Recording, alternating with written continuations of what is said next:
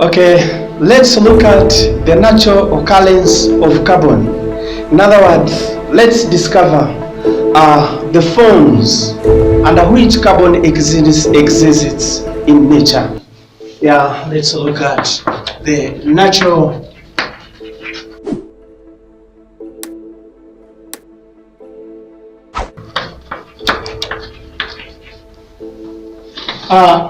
naturally. Carbon exists in nature in the form of graphite. That's one. Carbon exists in nature in the form of graphite. That's one. Two, carbon exists in nature in the form of diamond. Carbon exists in nature in the form of diamond. Carbon exists in nature in the form of coal. It exists in nature in form of coal. And four, carbon exists in nature in form of calcium carbonate or marble chips. It exists in nature in form of calcium carbonate or marble chips.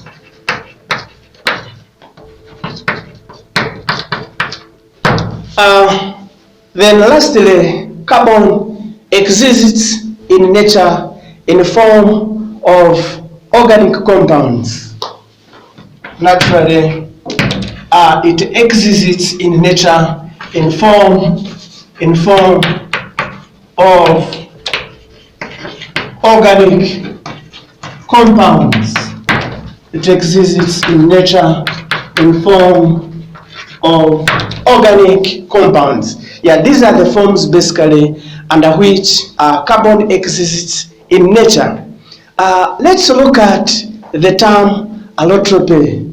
Let's try to understand what allotropy means in terms of carbon most especially, and in reference to other forms of compounds. When we talk of allotropy, what does the term allotropy means? Let's look at the term allotropy. Allotropy means the existence of a compound, the existence of an element in two or more different forms. Allotropy means the existence of an element in two or more different forms. And the different forms are referred to as allotropes. And here we are going to discover that carbon usually exhibits two allotropes, and these include diamond and graphite. Yeah, let's note this one down.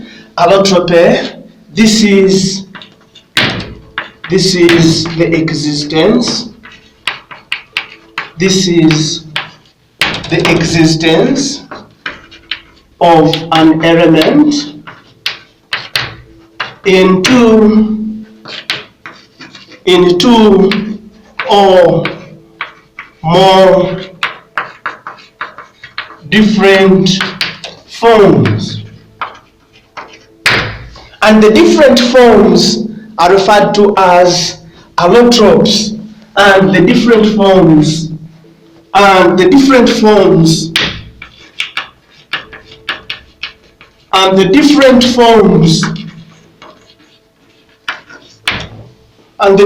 forms are regarded to as allotropy, and the different forms are regarded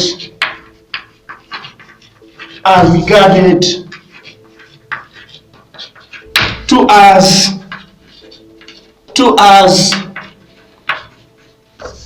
allotropy.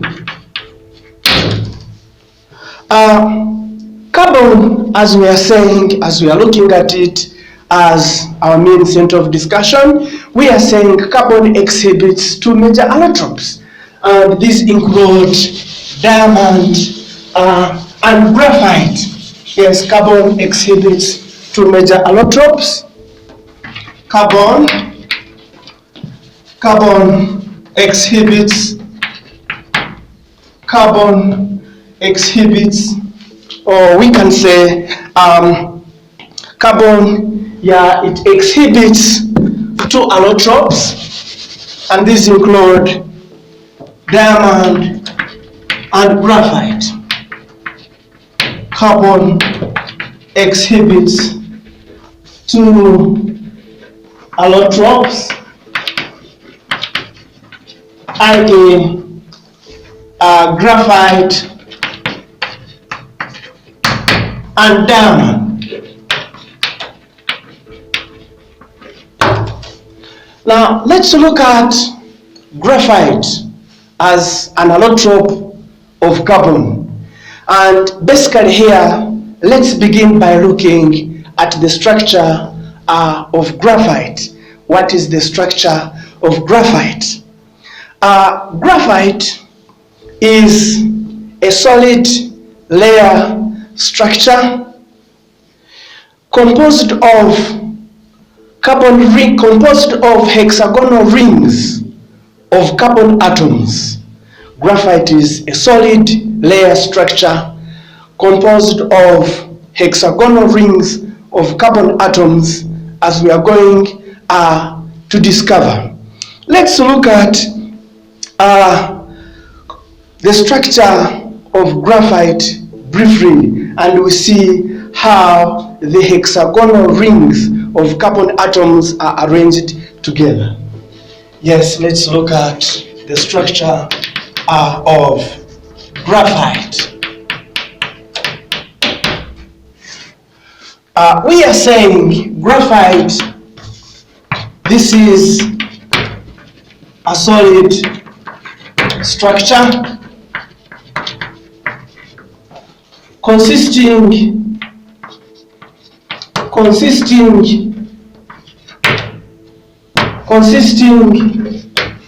of a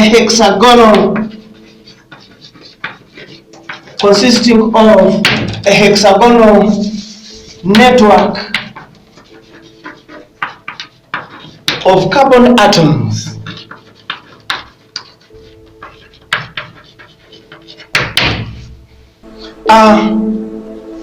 The hexagonal network of carbon atoms in graphite, how does it look like? We have got, this is a carbon atom connected to another carbon atom. This is carbon atom linked with the other. This one's also linked with this. This is linked with the other, and this is linked with the other. So this is the hexagonal network of carbon atoms in graphite. This is how the carbon atoms in graphite are arranged. And these carbon atoms, they are being joined together by strong covalent bonds.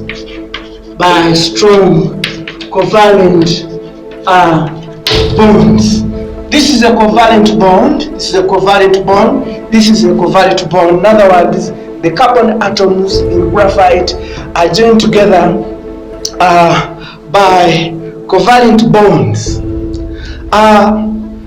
As we are going to discover, we are going to discover that the layers in graphite are joined together by the weak van der Waals forces of attraction, because we have discovered that graphite is composed of a network of hexagonal atoms.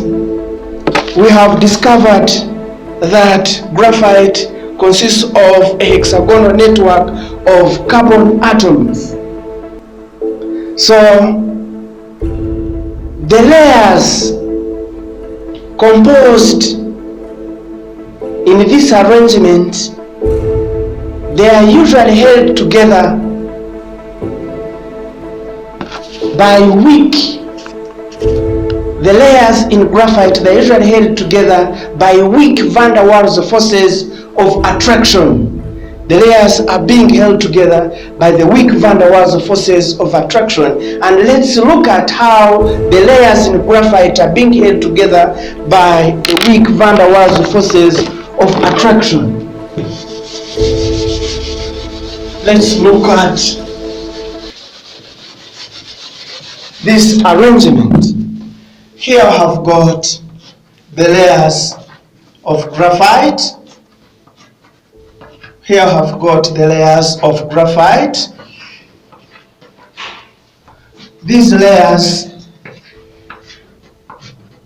we are discovering that they are being held together by the weak van der Waals forces of attraction. These layers, we are discovering, they are being held together by the weak van der Waals forces of attraction. So these are the weak van der Waals forces of attraction. These are the weak van der Waals forces of attraction, and they are holding the carbon layers in graphite together. Weak van der Waals forces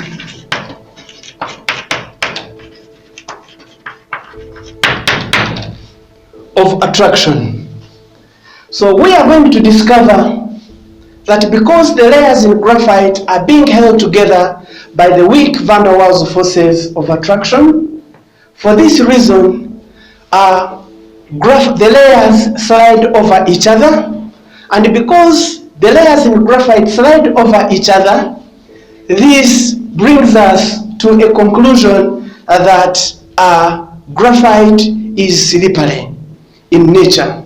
And graphite being slippery in nature, it is usually used as a lubricant.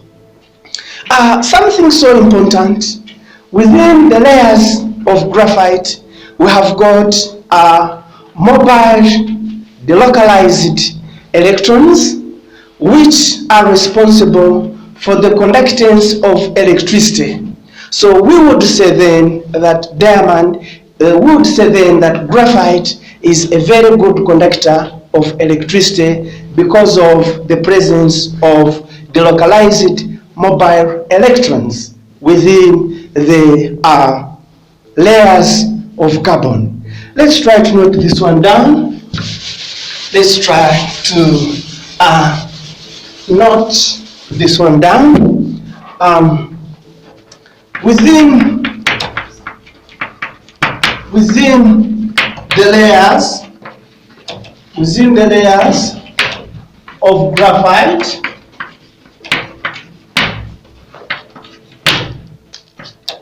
there are weak van der Waals. There are weak van der Waals forces that hold the layers, that hold the layers together. And because of the weak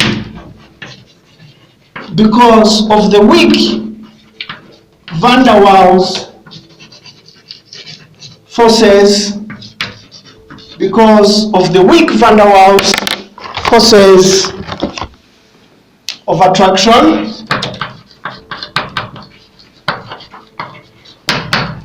the layers in graphite slide over each other. The layers in graphite slide over each other. The layers in graphite slide over each other, and so graphite is used as a replicant. And so graphite is used as a replicant. And within the layers, we are stating that within the layers, within the graphite layers are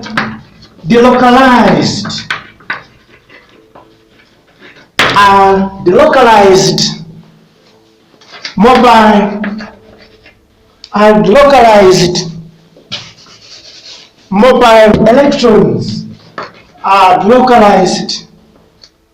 mobile electrons, which conduct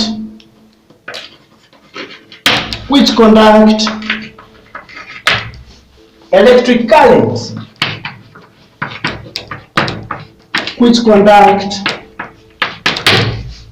currents, and for this reason graphite is a very good conductor of electricity. For this reason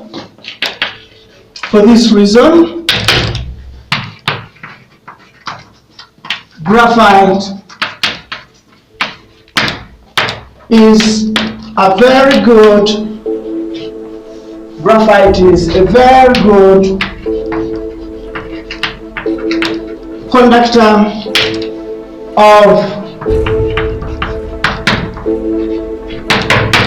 electricity. Yeah, this is all we can share about graphite. And let's also look at the structure of diamond.